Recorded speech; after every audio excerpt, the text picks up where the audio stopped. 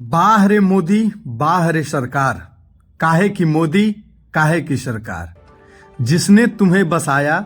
तुमने उसी को लूटा। जी हां दोस्तों, चुनावी मैदान में भले ही नरेंद्र मोदी बाजियां मार रहे हैं, चुनावी मैदान में भले ही नरेंद्र मोदी सुर्खियां बटोर रहे हैं, लेकिन एक जगह नरेंद्र मोदी फेलुअर है। जी, हम बात कर रहे हैं सहारा निवेशकों की। हम बात कर रहे हैं कि सहारा के निवेशक लगातार पिछले कई महीनों से अपने ही हक की मांग के लिए सड़कों पे उतर रहे हैं,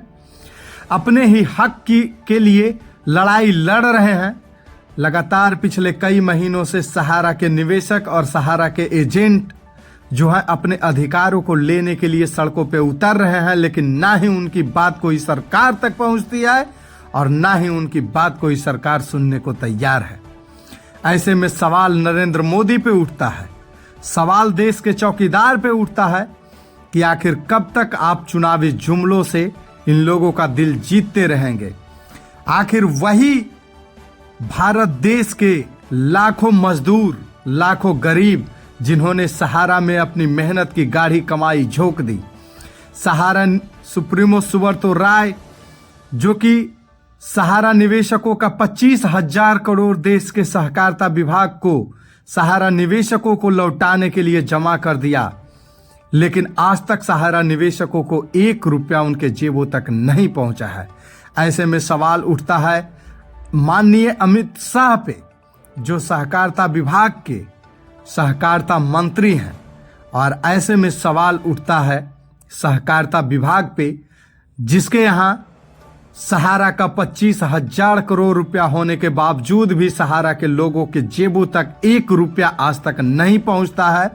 और ऐसे में सवाल सहकारिता मंत्री के साथ साथ नरेंद्र मोदी पे भी उठता है कि आखिर सहारा निवेशकों के जेबों तक उनका पैसा कब पहुंचेगा। वही नरेंद्र मोदी जिन्हें लोग कहते हैं कि मोदी है तो मुमकिन है, आज उनके भी मुंह में दही जम गया है। आज उनके भी मुंह में ऐसा दही जमा है कि सहारा निवेशकों की बात ना तो कोई सरकार करने के लिए तैयार है, ना तो कोई मोदी के प्रशंसक करने के लिए तैयार है। जबकि पिछले कई महीनों से लगातार सहारा के पीड़ित, सहारा के निवेशक सड़कों पे भूखे प्यासे उतर कर अपनी मांगों को जो है सरकार तक पहुंचाने का काम कर रहे हैं, लेकिन गूंगी सरकार, बहरी सरकार तक आज तक सहारा के निवेशकों की बात नहीं पहुंची है। जब सहारा सुप्रीमो सुब्रतो राय के निधन की खबर आती है तो सहारा निवेशकों की टेंशन और बढ़ जाती है, और वैसे में अब सहारा निवेशकों की उम्मीद जो है वो न्यायमूर्ति पे टिका हुआ है,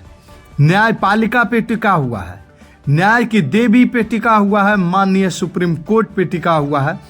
कि आखिर कब सुप्रीम कोर्ट के कानों तक जो है सहारा पीड़ितों की आवाज पहुंचती है और सहारा पीड़ितों को इंसाफ मिलता है। लेकिन ऐसे में एक बार सवाल